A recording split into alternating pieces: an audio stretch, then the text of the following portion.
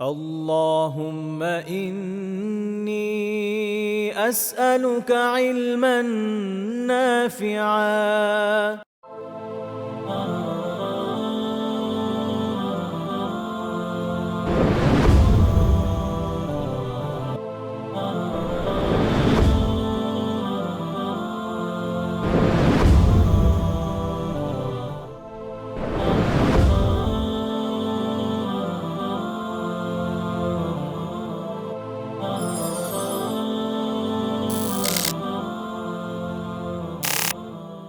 السلام عليكم ورحمة الله وبركاته. الحمد لله رب العالمين الرحمن الرحيم مالك يوم الدين، والصلاة والسلام على رسوله الأمين وعلى آله وصحبه أجمعين ومن تبعهم بإحسان إلى يوم الدين. أما بعد، فأعوذ بالله من الشيطان الرجيم. بسم الله الرحمن الرحيم. تبت يدا أبي لهب وتب، ما أغنى عنه ماله وما كسب، سيصلى نارا ذات لهب وامرأته حمالة الحطب في جيدها حبل من مسد। আল্লাহ সুবহানাহু ওয়া তাআলার বিশেষ মেহেরবানি। কুরআন মাজিদ পড়ি জেনে বুঝে শিরোনামে ইলমান নাফিআর সৌজন্যে আজ 135 হবে অথবা 36তম দিনের মতো কুরআন মাজিদের হালাকায় আল্লাহ সুবহানাহু ওয়া তাআলা আমাদেরকে অংশগ্রহণ করার তৌফিক দান করেছেন। আমরা আল্লাহ সুবহানাহু ওয়া তাআলার শুকরিয়া আদায় করছি, আলহামদুলিল্লাহ। আমাদের বিভিন্ন ভাইরা বিভিন্ন জায়গায় ইতিকাফে আছেন, কেউ কেউ হারামে আছেন, মসজিদে নববীতে কেউ কেউ ইতিকাফ করছেন, কেউ কাবা ইতিকাফ করছেন, কেউ কেউ নিজ নিজ এলাকায় ইতিকাফে বসেছেন। আমরা যারা এখানে যুক্ত হয়েছি একটি প্রচেষ্টা, তো আল্লাহ সুবহানাহু ওয়া তাআলা আমরা যে যেখানে যেভাবে প্রচেষ্টাগুলো করছি আল্লাহ যেন কবুল করেন।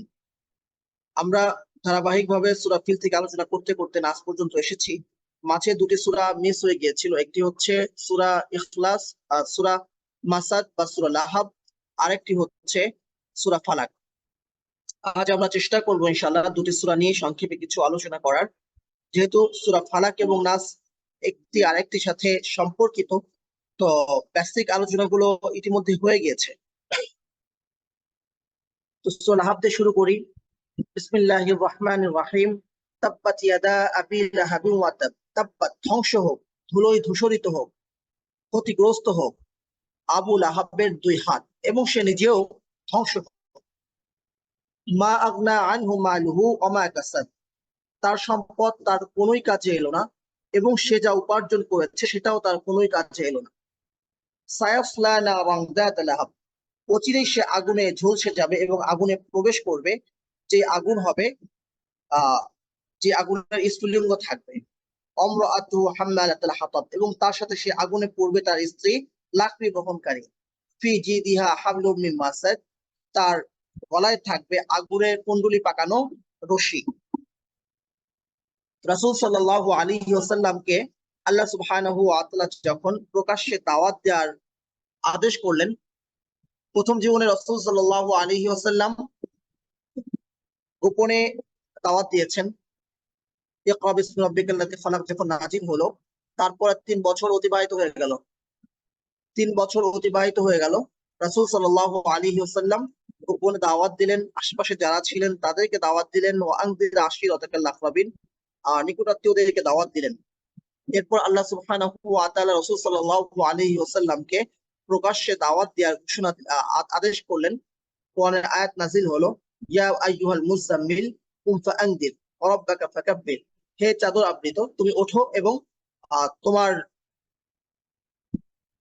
রবের ব্যাপারে তুমি মানুষকে সতর্ক করো, তাদের কৃতকর্মের ব্যাপারে শিরকের ব্যাপারে তুমি সতর্ক করো। রাসূল সাল্লাল্লাহু আলাইহি ওয়াসাল্লাম প্রকাশ্যে দাওয়াত দেওয়ার বিষয়ে আদেশ প্রাপ্ত হয়ে তিনি বাতহা বা খোলা প্রান্তরে সমস্ত মানুষের উদ্দেশ্যে আহ্বান করলেন, চিৎকার করে বলে উঠলেন, ইয়া সাবাহা ইয়া সাবাহা। যখন বিশেষ কোনো ঘোষণা হয় বা ঘোষণার প্রয়োজন হয়, যেখানে জলদি সকলকে আসতে হয়, তো আরবের রীতি ছিল তারা ইয়া সাবাহা বলে সেখানে আহ্বান করতো। এটা মানে হচ্ছে ইমার্জেন্সি। যেমন কখনো কোথাও সাইরেন বাজানো হয়, সাইরেন বাজানো মানে হচ্ছে কোথাও পাগলা ঘন্টা বাজানো হয়, হ্যাঁ, কোথাও কোথাও মাইকে, মসজিদে মাইকে এলাকার এলাকার লোকজনকে বিশেষ প্রয়োজনে সমবেত হতে বলা হয়। তো সেখানে রীতি ছিল ইয়া সুবাহা বলা, যেহেতু আহ খোলা প্রান্তর ছিল, এত বিল্ডিং ছিল না, একটা আওয়াজ অনেক দূর পর্যন্ত পৌঁছে যেত।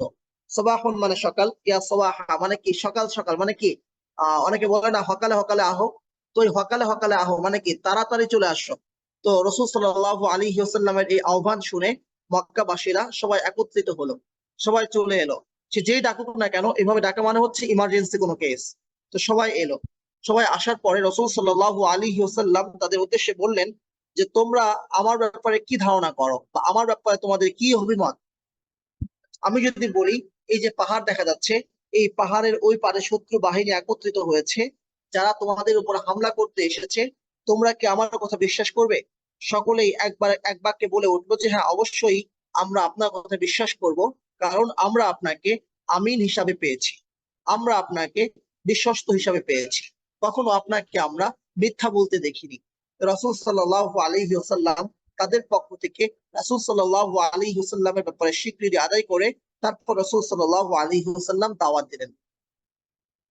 অথচ এটা ছিল অনেকটা অসম্ভব যে আর কেউ দেখলো না, শুধু মুহাম্মদ দেখলো, আর কেউ বলছে না, শুধু মুহাম্মদ বলছে যে শত্রু বাহিনী পাহাড়ের ওপারে আছে।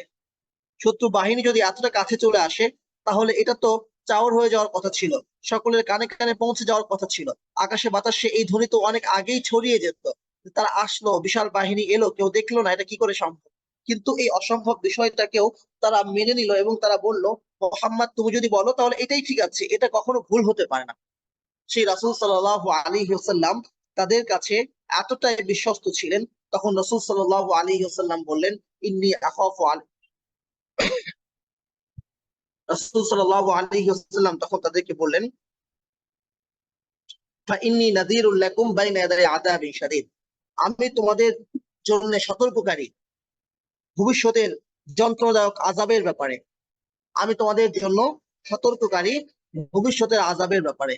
অর্থাৎ এই সাইরেন দেওয়ার মানে হচ্ছে বা এইভাবে আহ্বান করার মানে হচ্ছে কোনো একটা ব্যাপারে সতর্ক করার জন্য ডাকা হয়েছে, কোনো একটা ইমার্জেন্সি কেস তৈরি হয়েছে, তো সেই ইমার্জেন্সি কেস তো থাকতে হবে বা সেটা তো শোনাতে হবে। রাসূল সাল্লাল্লাহু আলাইহি ওয়াসাল্লাম বললেন যে এই এই ধরনের আহ্বান করা হয় শত্রু বাহিনী চলে এলে, শত্রু চলে আসছে, তাড়াতাড়ি প্রস্তুত হও। তো সেই শত্রু বাহিনী আসার ব্যাপারটাকে তোমরা বিশ্বাস করবে আমার মুখ থেকে, এবং এটাকে তোমাদের কাছে ইমার্জেন্সি মনে হচ্ছে যে না, শত্রু বাহিনী চলে এলে এইভাবে ডাকা যায়, তো আমি এর চেয়েও ইমার্জেন্সি একটা বিষয়ে তোমাদেরকে আহ্বান করেছি, সেটা হচ্ছে এই আযাব অত্যাসন্ন। শত্রু বাহিনী যে চলে এলো এটা যতটা বিপদ, তার চেয়ে বড় বিপদ হচ্ছে তোমাদের শিরকের কারণে আযাব অত্যাসন্ন। সেই আযাবের ব্যাপারে, কোন শত্রু বাহিনীর ব্যাপারে নয়, সেই আযাবের ব্যাপারে আমি তোমাদের জন্য সতর্ককারী, সতর্ক বার্তা নিয়ে এই আহ্বান করেছি। ইন্নী নাযীরুল লাকুম বাইনা ইয়াদাই আযাবিন শাদীদ। তার এই আহ্বান শুনে, তার এই কথা শুনে আবু লাহাব প্রচন্ড ভাবে রেগে গেল। আবু লাহাব প্রচন্ড ভাবে রেগে গেল। আবু লাহাব ছিলেন রাসূল সাল্লাল্লাহু আলাইহি ওয়াসাল্লামের আপন চাচা। রাসূল সাল্লাল্লাহু আলাইহি ওয়াসাল্লামের চাচা আবু তালেব একদিকে যেমন রাসূল সাল্লাল্লাহু আলাইহি ওয়াসাল্লামকে আশ্রয় দিয়েছেন, শেল্টার দিয়েছেন, অপরদিকে আবু লাহাব রাসূল সাল্লাল্লাহু আলাইহি ওয়াসাল্লামের যতভাবে শত্রুতা করা যায় সমস্ত শত্রুতা সে করেছে, এবং এটাই ছিল তার সূচনা। হ্যাঁ, এটাই ছিল তার সূচনা। সে প্রচন্ড ভাবে রেগে যায়। আবু লাহাবের নাম ছিল মূলত আব্দুল উজ্জা বিন আব্দুল মুত্তালিব। আব্দুল উজ্জা বিন আব্দুল মুত্তালিব, দাদার নাম তো আব্দুল মুত্তালিব, চাচার নাম ছিল আব্দুল উজ্জা। তার উপাধি ছিল আবু উতবা। আবু উতবা, আবু সাইবা আমরা যে বলি, সে আবু উতবা হচ্ছে আব্দুল উজ্জা, আবু লাহাবের আরেকটা নাম। আবু উতবা নামে আরেকজন কাফির ছিল, বিখ্যাত মক্কার মুশরিক। তো যাই হোক, যে কথা আমরা বলছিলাম, তো আবু লাহাব সে তখন বলে উঠলো যে তাব্বাত ইয়াদাক, তোমার দুই হাত ধ্বংস হোক, তুমি আমাকে এজন্য ডেকেছো, এজন্য তুমি এখানে আমাদেরকে সমবেত করেছো এই ফালতু কথা শোনানোর জন্য? সে তাব্বাত ইয়াদাক, তোমার দুই হাত ধ্বংস হোক। তো মুফাসসিরিন কিরাম বলেন, কোন কোন বর্ণনা এসেছে সে রাসূল সাল্লাল্লাহু আলাইহি ওয়াসাল্লামের বিরুদ্ধে বিষোদ্গার করছিল, আর তার দুই হাত নাচিয়ে নাচিয়ে, মানে কি রাগের ক্ষোভ সে দুই হাত দিয়ে প্রকাশ করছিল, কথা বলছিল আর বলছিল তোমার দুই হাত ধ্বংস হোক। আল্লাহ সুবহানাহু ওয়া তাআলা তখন আয়াত নাযিল করলেন, তাব্বাত ইয়াদা আবি লাহাব, আবু লাহাবের দুই হাত ধ্বংস হোক, অতঃ এবং সে নিজেও ধ্বংস হোক। তো ইসলামের বিরুদ্ধে রাসূল সাল্লাল্লাহু আলাইহি ওয়াসাল্লামের যেমন শত্রু ছিল আবু লাহাব, রাসূল সাল্লাল্লাহু আলাইহি ওয়াসাল্লামের শত্রু ছিল আবু লাহাব, তো ইসলামের বিরুদ্ধে রাসূল সাল্লাল্লাহু আলাইহি ওয়াসাল্লামের বিরুদ্ধে যেমন আবু লাহাব ছিল, এই যুগেও আবুল আহাব আছে। ইসলামের কথা এখন বলা হলে, ইসলামের বিধানের কথা বলা হলে, স্বার্থের বিরোধিতা করা হলে, তাদের স্বার্থের বিরুদ্ধে গেলে কোরআনের কোনো আয়াত, ইসলামের কোনো আহ্বান, তাদের দলে তাদের রাজনৈতিক এজেন্ডার বিপরীতে গেলে এখনো কিন্তু যুগে যুগে এই আবুল আহাবদের আমরা দেখা পাই। তো সকলের ক্ষেত্রে একই কথা প্রযোজ্য, যে কথা আবুল আহাবের জন্য প্রযোজ্য হয়েছে সেই কথা তাদের জন্য প্রযোজ্য। ইসলামের বিরুদ্ধে এই দাওয়াতকে নিভিয়ে দেওয়ার জন্য যা দাঁড়াবে তাদের হাত ধ্বংস হবে, তাদের হাত ধুলোয় দূষণিত হবে, তা ধ্বংস হয়ে যাবে ইনশাআল্লাহ। এই ইসলামের কিছু হবে না, এতটুকু কনফিডেন্ট আমাদের মধ্যে থাকতে হবে। রাসূল সাল্লাল্লাহু আলাইহি ওয়াসাল্লামের কিছু হয়নি, আমাদেরও কিছু হবে না। যদি কিছু হয়ে যায় সেটা হচ্ছে পরম সৌভাগ্য। কিছু হবে না, আমাদের চেষ্টা থাকবে, কিছু হবে না, আমাদের তাওয়াক্কুল থাকবে, আমরা আল্লাহর জন্য করছি, আল্লাহর জন্য আহ্বান করছি। রাসূল সাল্লাল্লাহু আলাইহি ওয়াসাল্লাম দ্বিধাগ্রস্ত হন নাই, রাসূল সাল্লাল্লাহু আলাইহি ওয়াসাল্লাম ভীত সন্ত্রস্ত হন নাই, রাসূল সাল্লাল্লাহু আলাইহি ওয়াসাল্লাম কথা এভাবে বলেন নাই যে আজকে প্রথম দিন একটু রাগঢাক রেখে দাওয়াত দেই, এমন কথা বলি যেই কথা বললে তারা রেগে যাবে না, আস্তে আস্তে করে তাদের কাছে দাওয়াতটাকে সহনীয় করে তুলি, এমন দাওয়াত না যে দাওয়াত তাদের স্বার্থে আঘাত লাগে, এমন দাওয়াত আজকে প্রথম দিনই না দিই। রাসূল সাল্লাল্লাহু আলাইহি ওয়াসাল্লাম সে কথা বলেন নাই। রাসূল সাল্লাল্লাহু আলাইহি ওয়াসাল্লাম সুস্পষ্ট দাওয়াত দিয়েছেন, সুস্পষ্ট ভাষায় দাওয়াত দিয়েছেন, যার জন্য প্রথম দিনই আবুল আহাবের গায়ে আগুন ধরে গিয়েছে। তো আমরাও আমাদেরও কর্তব্য হচ্ছে রাসূল সাল্লাল্লাহু আলাইহি ওয়াসাল্লামের এই সুন্নাহ গুলোকে আমাদের নিজেদের জিন্দেগিতে বাস্তবায়ন করা। রাসূল সাল্লাল্লাহু আলাইহি ওয়াসাল্লামের সমস্ত সুন্নাহ তো আমরা অনুকরণ করবই, যে সুন্নাহ গুলো নিরাপদ সেগুলো করব। রাসূল সাল্লাল্লাহু আলাইহি ওয়াসাল্লামের প্রতিটি সুন্নাহ নিরাপদ, রাসূল সাল্লাল্লাহু আলাইহি ওয়াসাল্লামের প্রতিটি সুন্নাহ আমাদের জন্য নিরাপত্তা এবং আমাদের জন্য রাহমত। কোনটা বুঝে আসে, কোনটা বুঝে আসে না। রাসূল সাল্লাল্লাহু আলাইহি ওয়াসাল্লাম কি করতেন, তিনি ওয়াশরুমে যেভাবে প্রবেশ করতেন, যে দোয়া প্রবেশ করতেন, যেভাবে প্রবেশ করতেন, মানুষের চক্ষু আড়ালে চলে যেতেন, যেগুলো হচ্ছে আদব সুন্নাহ আছে। রাসূল সাল্লাল্লাহু আলাইহি ওয়াসাল্লাম হাইকমোড ব্যবহার করেন নাই, যুগ পরিবর্তন হয়েছে, হাইকমোড এসেছে, কিন্তু এর দ্বারা কি কেউ কথা বলতে পারবে যে প্যান থেকে লো কমোড থেকে হাই কমোড এটা স্বাস্থ্যকর? না, বরং ডাক্তাররা বলছেন এটা ক্ষতিকর, ডাক্তাররা বলছেন এটা ক্ষতিকর। এবং ব্যবহার করতে করতে মানুষ অভ্যস্ত হয়ে যায়, কিন্তু আহ যুগ যুগ ধরে যেটা চলে এসেছে রাসূল সাল্লাল্লাহু আলাইহি ওয়াসাল্লামের সুন্নাহ যেটা, সেটার মতো অতটা রুচিকরও কিন্তু নয়। তবুও প্রয়োজন হতে পারে, কেউ অসুস্থ হতে পারে, এটা ইমার্জেন্সি কেস হতে পারে, এটা বিশেষ কারোর জন্য প্রযোজ্য হতে পারে। তো প্রতিটা ক্ষেত্রে আমরা রাসূল সাল্লাল্লাহু আলাইহি ওয়াসাল্লামের সুন্নাহকে অনুকরণ করব, এটা আমাদের জন্য উপকারী। রাসূল সাল্লাল্লাহু আলাইহি ওয়াসাল্লাম বসে পানি পান করতেন, দাঁড়িয়ে পানি পান করেন নাই এমন না, করেছেন ইমার্জেন্সি প্রয়োজনে, বসার জায়গা পান নাই, জমজমের পানি দাঁড়িয়ে পান করেছেন রাসূল সাল্লাল্লাহু আলাইহি ওয়াসাল্লাম। তার পানি ঝুলানো ছিল, তো রাসূল সাল্লাল্লাহু আলাইহি ওয়াসাল্লাম বিশেষ প্রয়োজনে সেখান থেকে দাঁড়িয়ে পানি পান করতে হয়েছে তাকে। কিন্তু এটা রাসূল সাল্লাল্লাহু আলাইহি ওয়াসাল্লামের সারা জীবনের অভ্যাস ছিল না, এটা ব্যতিক্রম ছিল, ব্যতিক্রম ছিল। রাসূল সাল্লাল্লাহু আলাইহি ওয়াসাল্লাম সুন্নাহ পালন করেছেন, কোন সুন্নাহ কখনো কখনো এক দুইবার তিনি ছেড়েছেন। কেন ছেড়েছেন? এটা উম্মতের জন্য রহমত। যদি রাসূল সাল্লাল্লাহু আলাইহি ওয়াসাল্লাম সবসময় করতেন, কখনোই না ছাড়তেন, তখন এটা ওয়াজিব হয়ে যেত যে না, এটা এতটাই গুরুত্বপূর্ণ, রাসূল সাল্লাল্লাহু আলাইহি ওয়াসাল্লাম তিনি তার সারা জীবনে কখনোই ছাড়েন নাই। যেমন ঈশার নামাজের পরের যে বেতের আমরা পড়ি, রাসূল সাল্লাল্লাহু আলাইহি ওয়াসাল্লাম বেতের কখনোই ছাড়েন নাই। রাসূল সাল্লাল্লাহু আলাইহি ওয়াসাল্লাম বলেছেন কেউ যেন বেতের না ছেড়ে, কেউ যেন বেতের না পড়ে না ঘুমিয়ে যায়। হ্যাঁ, রাসূল সাল্লাল্লাহু আলাইহি ওয়াসাল্লাম যখন ভোর রাতে নামাজ পড়তেন তখন তিনি বেতেরকে বিলম্বিত করতেন, ফজর নামাজের পর তিনি পড়তেন। কেন পড়তেন? তিনি উঠতেন, এখন কেউ যদি উঠতে না পারে তিনি আগেই পড়ে নেবেন, তো ওয়াজিব হয়ে গিয়েছে। কেন রাসূল সাল্লাল্লাহু আলাইহি ওয়াসাল্লাম কখনো ছাড়েন নাই? তো কখনো কখনো কোনো আমল তিনি ছেড়েছেন, এটা রহমত আমাদের জন্য, এটা ওয়াজিব হয়নি আমাদের জন্য, এর মানে এটা না যেটার গুরুত্ব কম। হ্যাঁ, তো রাসূল সাল্লাল্লাহু আলাইহি ওয়াসাল্লাম দাঁড়িয়ে পানি পান করা, এটা অনেক সময় স্বাস্থ্যের জন্য ক্ষতিকর। হ্যাঁ, পানি আটকে যেতে পারে, বিভিন্ন রকম ক্ষতি হতে পারে। তো এভাবে প্রতিটা কিছু রাসূল সাল্লাল্লাহু আলাইহি ওয়াসাল্লাম যেখানে যেটা করেছেন সেটা আমাদের জন্য রহমত। তো যে কথা বলছিলাম যে শুধু যেগুলো সহজ, যেগুলো রিস্ক মুক্ত সেগুলো করলাম, সেই বিধানগুলো মান্য করলাম, যেগুলোতে রিস্ক তৈরি হয় সেগুলো মান্য করলাম না, সে সুযোগ নাই। এটা হচ্ছে তার প্রমাণ। রাসূল সাল্লাল্লাহু আলাইহি ওয়াসাল্লাম প্রথম দিন থেকে সুস্পষ্ট দাওয়াত দিলেন, সুস্পষ্ট দাওয়াত দিলেন। আমরা কি করি? আমরা দাওয়াত দেই কিন্তু গা বাঁচিয়ে দাওয়াত দেই। আমরা নামাজের কথা বলি কিন্তু এই কথা বলি না যে ভাই তুমি টিভি দেখছো, তুমি টিভিটা বন্ধ করো, তুমি সিনেমা দেখছো, সিনেমাটা বন্ধ করো। অনেক সময় এরকমটা হয়, আমরা সৎ কাজের আদেশ করি কিন্তু অসৎ কাজ থেকে নিষেধ করি না। সৎ কাজের আদেশ করলে ওই যে কাজ তো ভালো, ঠিক আছে, ভালো কাজ, হ্যাঁ আপনি ভালো কথাই বলেছেন, কিন্তু খারাপটা থেকে নিষেধ করা এটা আমরা অনেক সময় করি না, পারি না।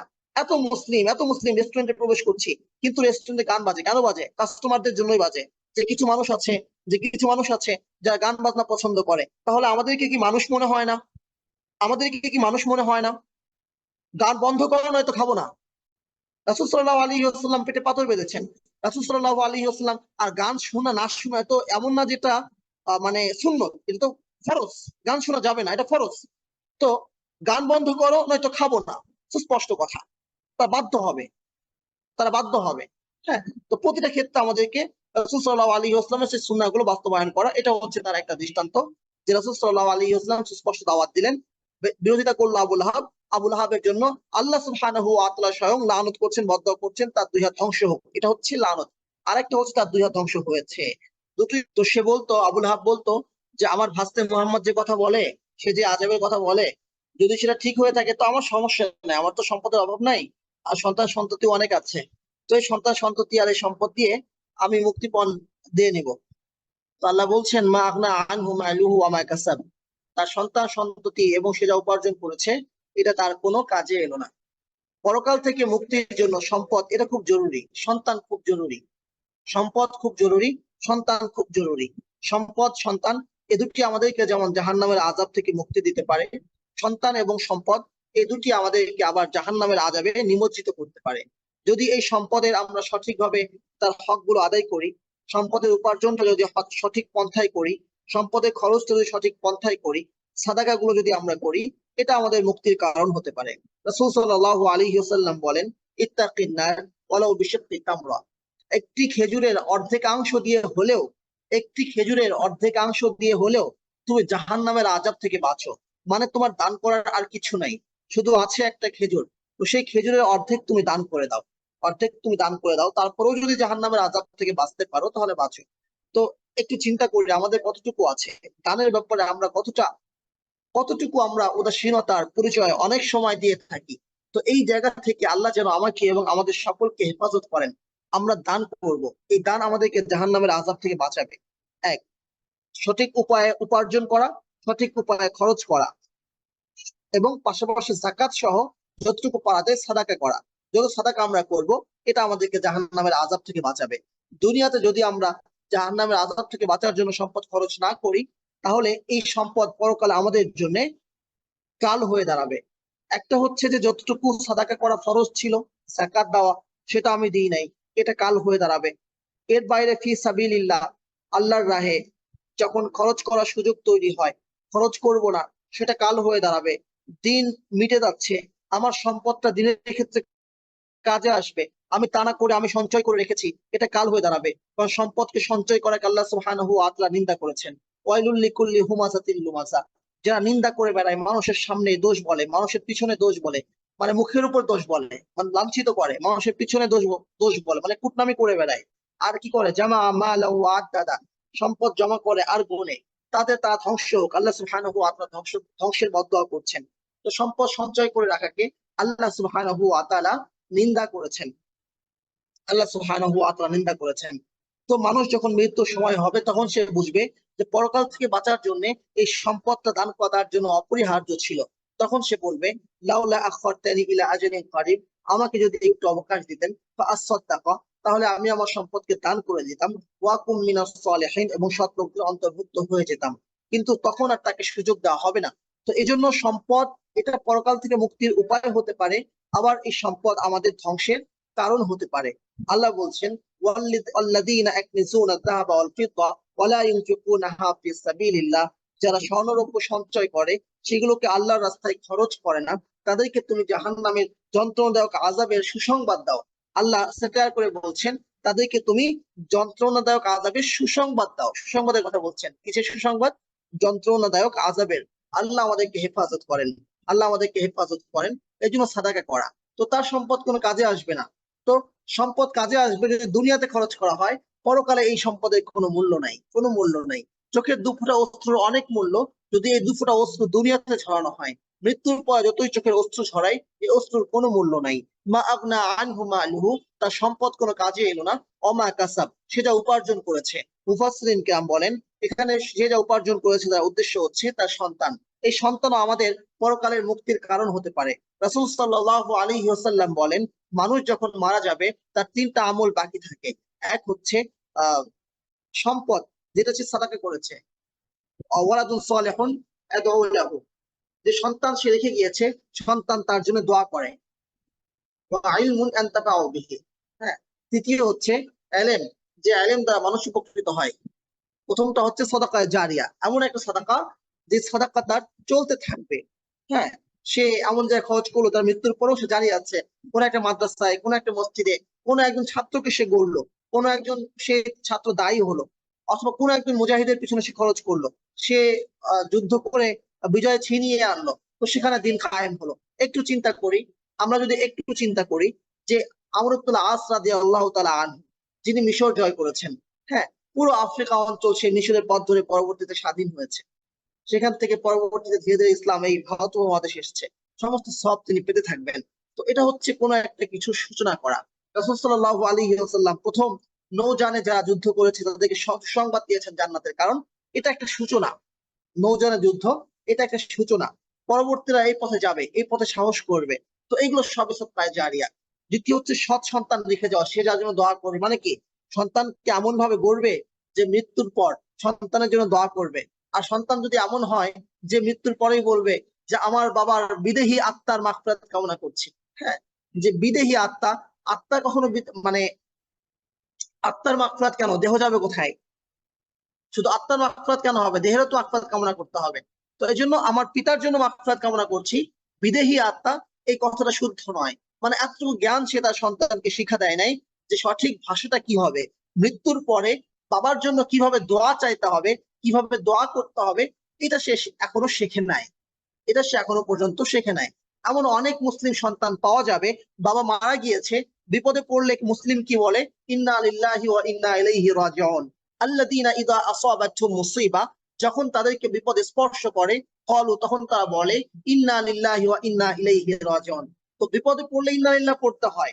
বাবা মারা গিয়েছে, সন্তানের জন্য ইন্না লিল্লাহ বলার চেয়ে, এর চেয়ে কঠিন, এর চেয়ে বড় বিপদ আর কি হতে পারে? তো এই বিপদেও যে সন্তান ইন্না লিল্লাহ বলবে, তো ইন্না লিল্লাহি ওয়া ইন্না ইলাইহি রাজিউন, এটা সে শুদ্ধ করে বলতে পারে না, এটা সে শুদ্ধ উচ্চারণে পড়তে পারে না। হ্যাঁ, তো এমন সন্তান রেখে গিয়েছে, তো সেই সন্তান তো কাল হবেই। তো এমন সন্তান, যে সন্তানকে সে সুশিক্ষা দিয়েছে, সে সন্তান মৃত্যুর পরেও বাবার জন্য দোয়া করে। হ্যাঁ, ওয়ালাদুন সালিহুন ইয়াদউ লাহু। আর তৃতীয় হচ্ছে ইলমুন ইনতাফাউ বিহি, সে ইলম শিখেছে, শিখিয়েছে, সে এতটুকু কন্ট্রিবিউশন তার আছে যে এই ইলমের একটা ধারা সে জারি করে গিয়েছে। তো এই ইলমের ধারা যতদিন পর্যন্ত চলবে, সে সওয়াব পেতে থাকবে। তো যে কথা বলছিলাম, সন্তান মানুষের মুক্তির কারণ হতে পারে, আবার এই সন্তান তার জন্য ধ্বংসের কারণ হতে পারে। সন্তানকে টিভি কিনে দিলাম, সন্তানকে এমন একটা প্রতিষ্ঠানে পড়ালাম, আমি জানি এই প্রতিষ্ঠানে পড়লে সে দিন থেকে দূরে সরে যাবে, এমন কিছু তাই কিনে দিলাম যেটা তার ধ্বংসের কারণ হবে। এমন বন্ধু বান্ধবদের সঙ্গে মিশতে দিলাম যাদের সঙ্গে চললে সে খারাপ হয়ে যাবে। হ্যাঁ, এভাবে যা যা কিছু হতে পারে আর কি, যেগুলো সন্তানের বিপথে যাওয়ার কারণ হতে পারে, সেগুলো আমি করেছি, তার শিক্ষার কারণ করি নাই।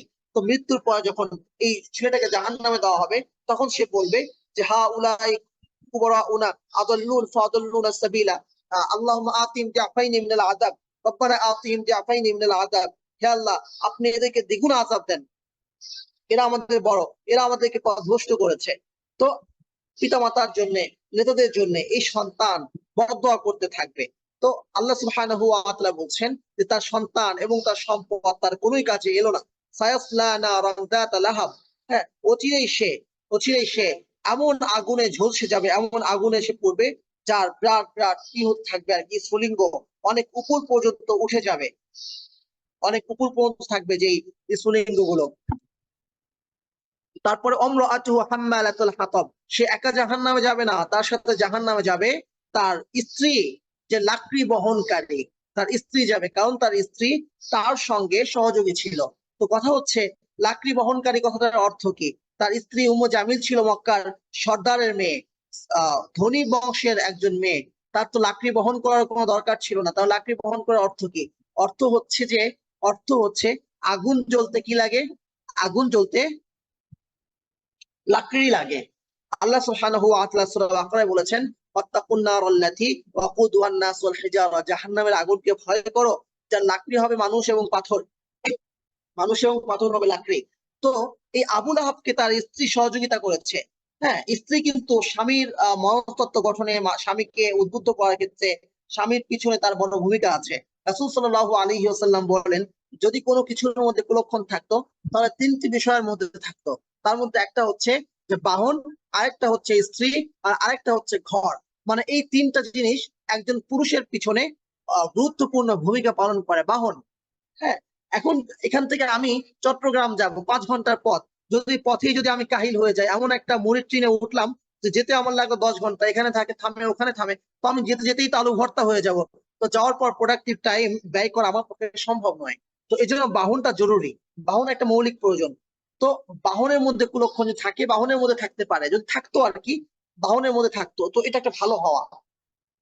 বাহন ভালো হলে এটা সফরটা ভালো হয়, ওখানে গিয়ে কাজগুলো স্বাভাবিকভাবে করা যায়, মানুষের সময় বরকত সৃষ্টি হয়। হ্যাঁ, এটা আমরা ঢাকা শহরে বুঝি যে প্রতিদিন জানে 10 মাইল দূরে গিয়ে অফিস করতে হয়, যদি ঠিকভাবে গাড়িটা না থাকে তাহলে কিন্তু সে টাইমলি অফিসে পৌঁছতে পারবে না, সেখানে তার রেপুটেশন নষ্ট হবে, সে জ্যামে বসে থাকতে হবে, কষ্ট হবে, তার কাজ করার মতো এনার্জি আর থাকবে না। তো বাহনটা যে গুরুত্বপূর্ণ এটা আমরা বুঝি এখান থেকে। হ্যাঁ, দ্বিতীয় হচ্ছে হলো যে স্ত্রী সারাদিন বাইরে কাজ করেছে, মহা পেরেশানি, ঘরে এসেছে, এখন ঘরে আসার পরে স্ত্রী আবার ঘানা ঘানা শুরু করেছে, এটা বলে ওটা বলে, যে সারাদিন কাজ করেছে কিন্তু ঘরে আসার পর স্ত্রী বলে যে এটা কিনে দাও না, ওটা কিনে দাও না। স্বামী কিন্তু ঠিকই কাজ করছে, পাথর কাটছে বা কয়লার খনিতে কাজ করছে, কিন্তু তার বায়না, স্ত্রীর বায়না পূরণ করার জন্য যতটুকু অর্থ তার প্রয়োজন ততটুকু নাই। তো কিছু হলো, স্ত্রী বলে উঠলো তোমার সংসারে এসে আমি কিছুই পাইলাম না। তো এই স্বামী যে যা দিয়েছে সেটা পেয়ে স্ত্রী খুশি হবে, একটা হাসি মুখ উপহার দিবে, এবং সে পরবর্তী দিন কাজে যাওয়ার জন্য যে উৎসাহ প্রেরণা পাবে, তা না সে আরো ঝগড়া শুরু করেছে। ফলে সে কি পরদিন কাজে মনোযোগ দিতে পারবে? মনোযোগ দিতে পারবে না। তো কি হলো, তার ঘরেও শান্তি নাই, বাইরেও শান্তি নাই। কদিন পর সে তার অফিসে তার যে অবস্থানটা আছে সেই অবস্থানটা সে হারাবে। তৃতীয় হচ্ছে বাসস্থান, ঘর, যেখানে সে থাকে। হ্যাঁ, টাইমে বরকত পাওয়ার জন্য, সময় বরকত পাওয়ার জন্য, প্রোডাক্টিভ ওয়েতে সময় কাটানোর জন্য ঘরটা ভালো হওয়া জরুরি। এতটুকু ঘর যেখানে কাজ করে মজা পাওয়া যায়, হ্যাঁ, যেখানে একসাথে সবাই মিলেমিশে থাকা যায়।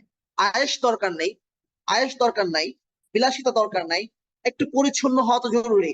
ময়লা, পরিবেশ ময়লা থাকলে মস্তিষ্ক সুস্থ থাকে এমন না বিষয়টা আসলে। সবকিছু মিলিয়ে এই তিনটা জিনিস গুরুত্বপূর্ণ। তো যে কথা আমরা বলছিলাম যে অমরাতুহ, স্ত্রী গুরুত্বপূর্ণ ভূমিকা পালন করেছে এই তিনটার মধ্যে। রাসূল সাল্লাল্লাহু আলাইহি ওয়াসাল্লাম বাণী অনুযায়ী একটা হচ্ছে স্ত্রী। তো এই আবুল আহাবের স্ত্রী তাকে তার এই অন্যায় কাজে সহযোগিতা করত। তো আল্লাহ বলছেন সে লাকড়ি বহনকারী, মানে সে দুনিয়াতে যেমন তাকে সহযোগিতা করে আগে বাড়িয়ে দিয়েছে, তো জাহান্নামেও সে তাকে সে তো আগুন ভোগ করবেই, তার স্বামীকে সেজন্য আরো জ্বলতে পারে, আরো পুড়তে পারে, পুড়ে আরো মরতে পারে, সেজন্য তার স্ত্রী তাকে সেখানেও সহযোগিতা করবে। তো এই জন্য অন্যায় করা যেমন গুনাহ, অন্যায়ের সহযোগিতা করাও ঠিক একই রকম গুনাহ। আমরা অনেক সময় নেতাদেরকে গালি দেই, সরকারকে গালি দেই, কিন্তু নিজে পুলিশ হয়ে তাদের সে আইনকে বাস্তবায়ন করি, সেই সুযোগ নাই, সেই সুযোগ নাই, সেই সুযোগ নাই। হ্যাঁ, সেই সুযোগ নেই। তো একটা হাদিস আসছে এমন যে রাসূল সাল্লাল্লাহু আলাইহি ওয়াসাল্লাম বদদোয়া করেছেন জাহান্নামের জান্নাতের ঘ্রাণও পাবে না যে জালেমের সাহায্যকারী হবে।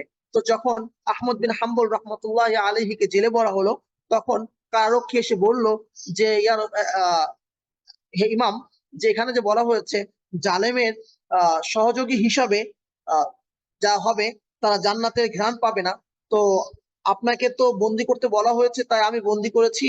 তো যে মূল জালেম, যে শাসক বন্দি করতে বলেছে, তো আমিও কি জালেমের সহকারী হিসাবে গণ্য হব কিনা? তো আহমদ বিন হাম্বল রাহমাতুল্লাহ আলাইহি বললেন যে না, তুমি জালেমের সহকারী হিসাবে গণ্য হবে না, বরং তুমি স্বয়ং নিজে একজন জালেম, তুমি আমাকে বন্দি রেখেছো। হ্যাঁ, তুমি স্বয়ং নিজে একজন জালেম। তো এই জন্য সহযোগিতা করার কোনো সুযোগ নাই। হাম্মালাতাল হাতাবের এটা হচ্ছে একটা অর্থ, জাহান্নামেও সে তাকে সহযোগিতা করবে, আযাব যেন আরো বেশি ভোগ করতে পারে। দ্বিতীয় অর্থ হচ্ছে হলো যে তার স্ত্রী কুটনামি করে বেড়াতো, সে মানুষের কুৎসা রটিয়ে বেড়াতো, এ ওর বিরুদ্ধে বলতো, সে ওখানে ওর বিরুদ্ধে বলতো, বলে একটা আগুন লাগাই দিত, একটা পরিস্থিতি ঘোলাটে করতো। তো হাম্মালাতুল হাতাব মানে কি, এই লাকড়ি, সে মানে মানুষের মধ্যে আগুন জ্বালিয়ে দেওয়ার, ফিতনা সৃষ্টি করার লাকড়ি বহনকারী। হ্যাঁ, আর তৃতীয় হচ্ছে হলো যে সে সাংসারিক হিসাবে মাঝে মধ্যে লাকড়ি বহন করত। তো এই তার স্ত্রী রাসূল সাল্লাল্লাহু আলাইহি ওয়াসাল্লামকে রুস্তমের চাচী ছিল, রাসূল সাল্লাল্লাহু আলাইহি ওয়াসাল্লামকে বলতো তুমি দরিদ্র, তুমি এতিম, তোমার কি আছে? আর কাউরে পাইলো না নবী বানানোর জন্য, আল্লাহ সুবহানাহু ওয়া তাআলা তোমাকেই পাইলো। হ্যাঁ, তো আল্লাহ সুবহানাহু ওয়া তাআলা তারও একটা ওই কুচ্ছা ওঠাচ্ছেন যে হাম্মালাতাল হাত্তাব, তো ও তো নিজেই লাকড়ি বহন করে, ও আবার মানুষকে দরিদ্রতা খোঁটা দেয়। ফি জিদিহা হাবলুম মিন মাসাদ, আল্লাহ সুবহানাহু ওয়া তাআলা বলছেন তার গলায় হবে জাহান্নামের আগুনের রশ্মি। নাউজুবিল্লাহ, আল্লাহ সুবহানাহু ওয়া তাআলা হেফাজত করেন। বেড়ি পরানো হয়, বেড়ি পরানো হয়, যেমন আমাদের বেড়ি পরানো হয়, লোহার বেড়ি পরানো হয়। হ্যাঁ, লোহার বেড়ি না পরালে স্বাভাবিকভাবে কি করা হয়, রশি দিয়ে বাঁধা হয়। তো আল্লাহ বলছেন এটা লোহার বেড়ি হবে না, এটা হবে আগুনের বেড়ি। আগুনের বেড়ি, আগুনের বেড়ি কেমন হবে আমরা জানি না, আল্লাহ সুবহানাহু ওয়া তাআলা ভালো জানেন। তো আল্লাহ সুবহানাহু ওয়া তাআলা আমাদেরকে, আমরা যেন কখনোই আমাদের সন্তান সন্ততি, আমরা যেন তাদেরকে সঠিক শিক্ষাটা দিতে পারি, যেন আমাদের এখন থেকে শুরু করে আগামী 10 প্রজন্ম কখনোই যেন কেউই যেন ইসলামের বিরুদ্ধে যেতে না পারে বা ইসলামের বিরুদ্ধে না যায়। খুব ভয়াবহ পরিণতি। আল্লাহ সুবহানাহু ওয়া তাআলা বদদোয়া করছেন, সরাসরি বদদোয়া করছেন। জীবিত অবস্থায় কোনো মানুষের ব্যাপারে এক্সিস্টিং থাকা অবস্থায় তার বিরুদ্ধে এমন বদদোয়া দেখা যায় না, কিন্তু ইসলামের বিরুদ্ধে যাওয়া হয়েছে, আল্লাহ সুবহানাহু ওয়া তাআলা বদদোয়া করছেন। রাসূল সাল্লাল্লাহু আলাইহি ওয়াসাল্লামের বিরুদ্ধে যে যাবে, রাসূল সাল্লাল্লাহু আলাইহি, আল্লাহ সুবহানাহু ওয়া তাআলা তার বিরুদ্ধে বদদোয়া করছেন। হ্যাঁ, তো যাই হোক, আমরা এই সূরার পরে ইনশাআল্লাহ সূরা ফালাক নিয়ে আলোচনা করব। সূরা ফালাকের শুধুমাত্র অর্থ পড়বো, আমরা দীর্ঘ আলোচনা করব না। আল্লাহ সুবহানাহু ওয়া তাআলা বলছেন যে কুল তুমি বলো আউযু বিরাব্বিল ফালাক, আমি দিগন্তের প্রভুর কাছে আশ্রয় গ্রহণ করছি, আমি দিগন্তের প্রভুর কাছে আশ্রয় গ্রহণ করছি। মূল ব্যাপারটা হচ্ছে রাসূল সাল্লাল্লাহু আলাইহি ওয়াসাল্লামকে জাদু করলো একজন ইয়াহুদি, লাবিত, একজন ইহুদি জাদু করলো। জাদু সত্য, জাদুর প্রভাব সত্য, জাদু করা হলো। রাসূল সাল্লাল্লাহু আলাইহি ওয়াসাল্লাম অসুস্থ হয়ে পড়লেন। অনেক হাদিসে এই সম্পর্কে বর্ণিত আছে। রাসূল সাল্লাল্লাহু আলাইহি ওয়াসাল্লাম মানে তখন একটা ঘোরের মধ্যে ছিলেন, যে কোনো একটা কাজ তিনি করেছেন, তার কাছে মনে হচ্ছে তিনি করেন নাই, আর একটা কাজ তিনি করেন নাই, তো মনে হচ্ছে তিনি করেছেন। হ্যাঁ, তো এরকম আর কি রাসূল মাঝে মধ্যে ভুলে যেতেন, প্রচন্ডভাবে অসুস্থ হয়ে পড়তেন। তো এক হচ্ছে জিবরিল আমিন আসলেন, দুইজন ফেরেশতা আসলেন।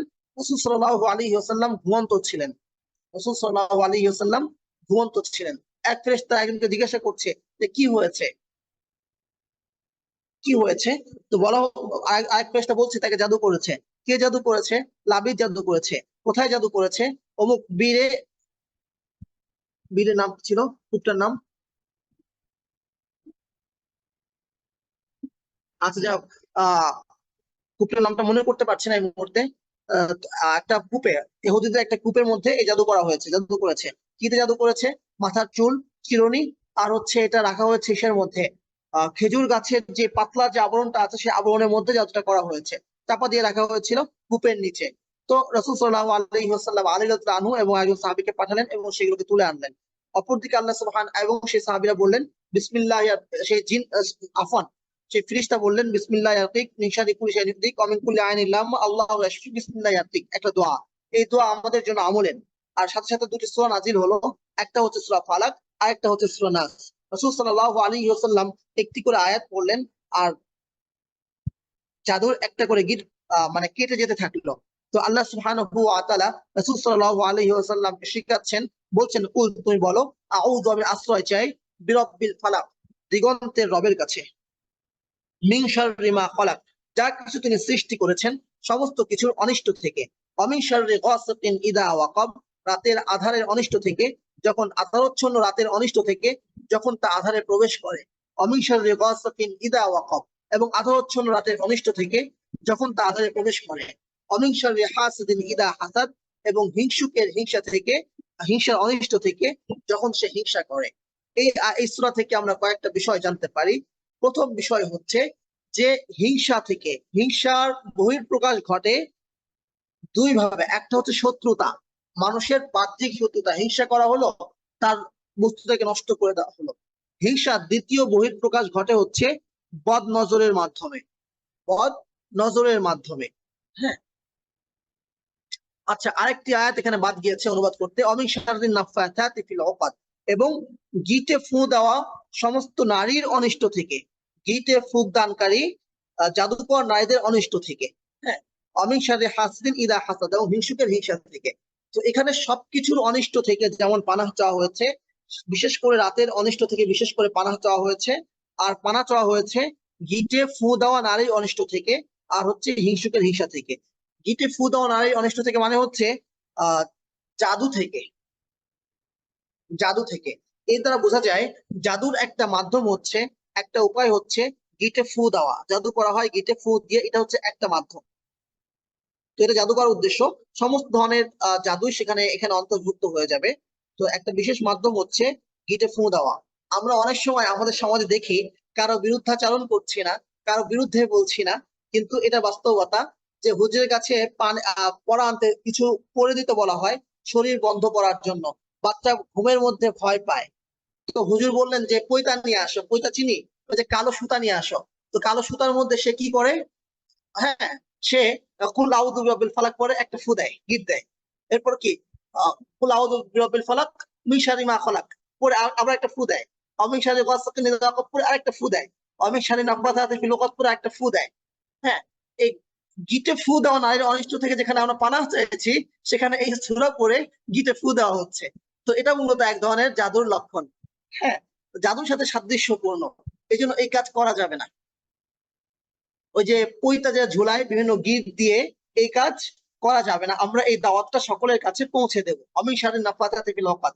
আল্লাহ সুবহানাহু ওয়া তাআলা জাদুকরদের পরিচয় কিভাবে দিচ্ছেন? গিটে ফু দেওয়া নারীদের অনিষ্ট থেকে। এবং এখান থেকে বোঝা যায় যে গিটে যারা ফু দেয় এদের অধিকাংশ হচ্ছে নারী হয়। অধিকাংশ জাদুকর অধিকাংশ নারী হয়, অনেক পুরুষ জাদুকর হয়, অধিকাংশ নারী হয়। ঠিক একইভাবে যারা রুকিয়া করেন তাদেরও এক্সপেরিয়েন্সটা এমন। আচ্ছা, মনে পড়েছে সেই কূপটার নাম হচ্ছে দারওয়ান কূপ। শুক্রিয়া, যেখানে জাদুর বস্তুগুলো রাখা হয়েছিল। দারওয়ান, জাযাকাল্লাহ খায়রান। আমাদের ভাই সামনে থেকে বের করে দিলেন আমাকে, জাযাকাল্লাহ খায়রান, আহসানাল জাযা।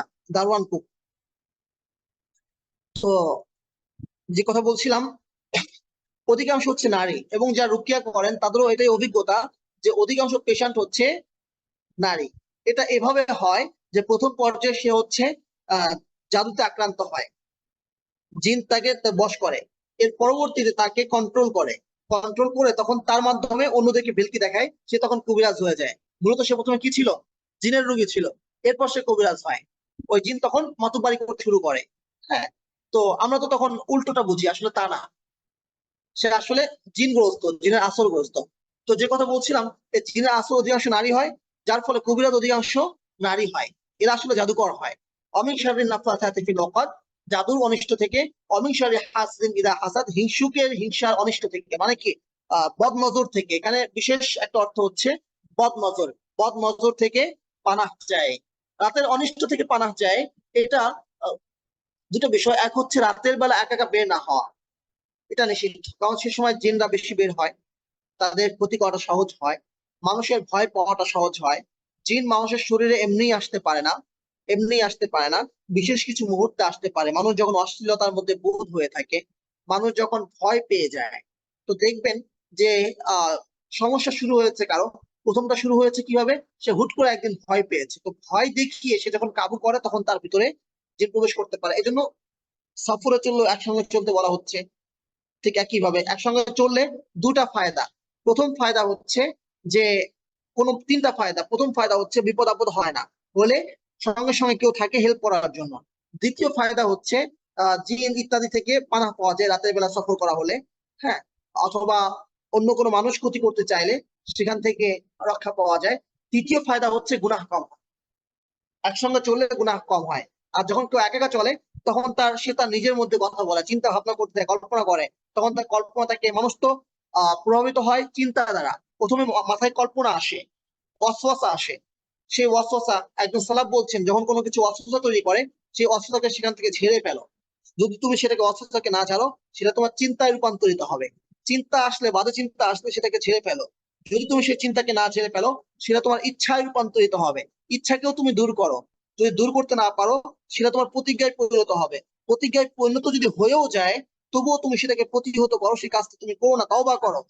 তুমি যদি তারপরে কাজটি করে ফেলো, তাহলে তো গুনাহ হয়েই গেল। হ্যাঁ, তো এই যে সূচনাটা হচ্ছে কিভাবে, একাকী থাকার দ্বারা কল্পনা হয়, মানুষ তখন বিভিন্ন ধরনের গুনাহে জড়িত হয়। এই জন্য একা একা না চলা, শয়তান ওয়াসওয়াসা দেওয়ার সুযোগ পায়। তো যে কথা বলছিলাম, রাতের অনিষ্ট থেকে ইদা ওয়াক্কাব, যখন রাত আরো গভীর থেকে গভীরতর হয় আর কি, বা যখন অন্ধকার ঘনিয়ে আসে। হ্যাঁ, তো আল্লাহ সুবহানাহু ওয়া তাআলা আমাদেরকে এই সূরার মর্ম বোঝার তৌফিক দান করেন। আল্লাহ অনিষ্ট থেকে বাঁচার জন্য এই সূরা পড়তে বলছেন, আর আমরা কি করি? ঝুলাই। জায়েজ তাবিজ বলতে যেটা আমরা বুঝি, সেটা কি? সেটা হচ্ছে কোরআনের আয়াত লিখে ঝুলাই দেওয়া। তো আল্লাহ কি বলেছেন? আল্লিক আউযু বিরাব্বিল ফালাক, আল্লিক আউযু বিরাব্বিন নাস। তুমি ঝুলাও আউযু বিরাব্বিল ফালাক, তুমি ঝুলাও আউযু বিরাব্বিন নাস। এই কথাগুলো আমি মাঝে মধ্যেই বলি, এই প্রশ্নগুলো এলেই বলি, কারণ হচ্ছে যে এই শিরকটা আমাদের সমাজে খুব বেশি, যে তুমি ঝুলাও আউযু বিরাব্বিল ফালাক। আল্লাহ বলছেন পড়ো। আল্লাহ কি বলেছেন? পড়ো। হ্যাঁ, আল্লাহ পড়তে বলছেন। ফায়দা ক্রাআতাল কুরআন ফাস্তাইদ বিল্লাহ, আউযু বিল্লাহ পড়তে বলছেন কোরআন পড়ার সময়। ঠিক একই ভাবে এরকম আরো যখন শয়তানের পক্ষ থেকে কোন মন্ত্রণা তোমাকে স্পর্শ করে, তখন আল্লাহর কাছে আশ্রয় চাও। আল্লাহ আশ্রয় চাইতে বলেছেন। আল্লাহ আউযু বিরাব্বিল ফালাক পড়তে বলেছেন। আমরা কি করি? ঝুলাও। দেখবেন যে গলায় একটা ঝুলাইছে, হাতে একটা ঝুলাইছে, কোমরে একটা ঝুলাইছে, ঘরের দরজায় একটা ঝুলাইছে, তারপরে গাছে একটা ঝুলাইছে, ছাদে একটা ঝুলাইছে, বালিশের নিচে একটা রাখছে, খাটের নিচে একটা পুঁতছে। তো এটা আসলে পদ্ধতি না। তো আল্লাহ সুবহানাহু ওয়া তাআলা যেহেতু পড়তে বলেছেন, তার মানে পড়লে ফায়দা আছে। যদি মিনিংলেস হয়ে থাকে, যদি পড়লে ফায়দা না পেয়ে থাকি, তাহলে আল্লাহ কেন পড়তে বলছেন? তো এটা হচ্ছে একটা সূরা। এই সূরার সাথে সম্পৃক্ত সূরা হচ্ছে সূরা নাস। যদিও আমরা আগে আলোচনা করেছি, শুধু অর্থটা বলে যায়। তুমি বলো আউযু বিরাব্বিন নাস, আমি মানুষের রবের কাছে আশ্রয় চাইছি। ইলাহিন নাস, মানুষের ইলাহের কাছে আশ্রয় চাইছি।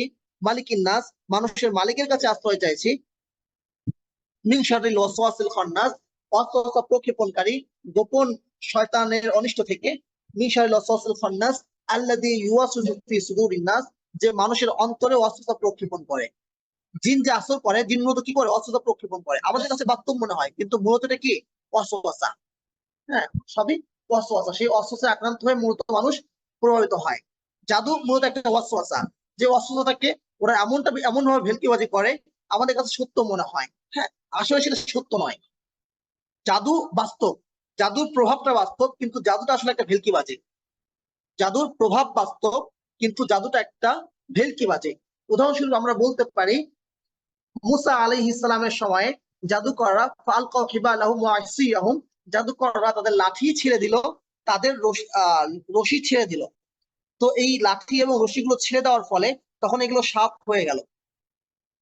সাপ হয়ে গেল আল্লাহ বলছেন। আল্লাহ কি বলছেন? তা তাদের লাঠি এবং রশি ছুঁড়ে মারলো। ইখাইয়ালু ইলাইহি, মুসার কাছে মনে হতে লাগলো, মুসার কাছে মনে হতে লাগলো, ইখাইয়ালু ইলাইহি মিন সিহরিহিম, তাদের জাদুর কারণে, আন্নাহা তাসা, সেগুলো ছুটোছুটি করছে, মানে কি সাপ। সাপ আসলে হয়নি, কিন্তু জাদুর কারণে মুসার কাছে মনে হচ্ছিল। তো এটা হচ্ছে জাদুর প্রভাব। তো মুসা আলাইহিস সালাম কি করলেন? ফাওজাসা মিনহুম খিফা, মুসা আলাইহিস সালাম ভয় পেয়ে গেলেন। প্রথম পর্যায়ে ভয় পেয়ে গেলেন, বিশাল বিশাল সাপ।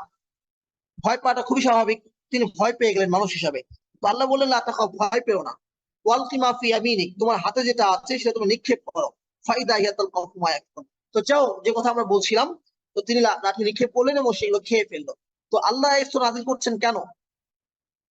এই কথাগুলো কেন বলছেন? জাদুকররা যেটা করে সেটা বাস্তব নয়, সেটা ভেলকিবাজি। আর কোরআন হচ্ছে বাস্তব। তো আল্লাহ কোরআন নাযিল করেছেন। সুতরাং যখন আমরা এই কোরআন পড়বো, সে জাদু কাটতে বাধ্য। তো আমরা আল্লাহর উপর আস্থা নিয়ে আমরা কোরআন পড়বো, কোরআন শুনবো, রুকিয়া করব, কিন্তু কোশ্চিন কালেও আমরা কি করব না? আমরা কবিরাজদের কাছে যাব না, আমরা জিনের মাধ্যমে তদবির করবো না। তাহলে কিন্তু আগে একটা জিন ছিল, আর একটা জিন খায় যাবে। হ্যাঁ, ওরা প্রচুর মিথ্যা বলে। আপনাকে বলবে যে আপনার শাশুড়ি আপনাকে জাদু করেছে, জাদু করেছে। আপনার কাছে মনে মনে মনে হচ্ছিল, এই কারণে শাশুড়ি একটু ট্রিটমেন্ট করে, ট্রিটমেন্ট করতেই পারে, অনেকে বয়স হয়ে গেলে ট্রিটমেন্ট করে। হ্যাঁ, আর শাশুড়ি বউয়ের এই যে সাপে নেউলের যে সম্পর্ক, এটা আমাদের দেশের একটা প্রভাব তুলে একটা বিষয়। কোনো কারণে সম্পর্ক ঠিক নাই। এখন কবিরাজ সেখানে আগুন দিল, কবিরাজ তো নয়, যে জিন আগুন দিল, যে আপনার শাশুড়ি আপনারে জাদু করেছে। শয়তান চায় কি? মানুষের মধ্যে শত্রুতা সৃষ্টি করতে। আল্লাহ বলছেন ইন্নামা ইউরিদু শাইতান, শয়তান চায় আন ইউকা বাইনাকুমুল আদাওয়া, তোমাদের মধ্যে শত্রুতা সৃষ্টি করতে। শয়তান চায় তোমাদের মধ্যে শত্রুতা সৃষ্টি করতে। এটা একটা ওর হাতিয়ার।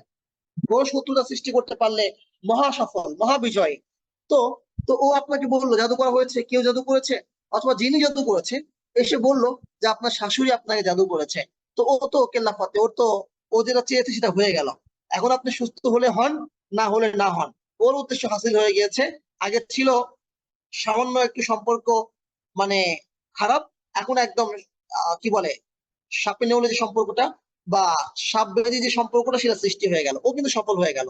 তো এই জন্য কবিরাজদের কাছে যাওয়ার কোনো সুযোগ নাই। আল্লাহ আমাদেরকে বুঝবার এবং আমল করার তৌফিক দান করেন। জাযাকাল্লাহু খাইরান ওয়া আহসানুল জাযা। আল্লাহ রাব্বুল আলামিন আমাদেরকে কথাগুলো বোঝার মাধ্যমে তৌফিক দান করুক।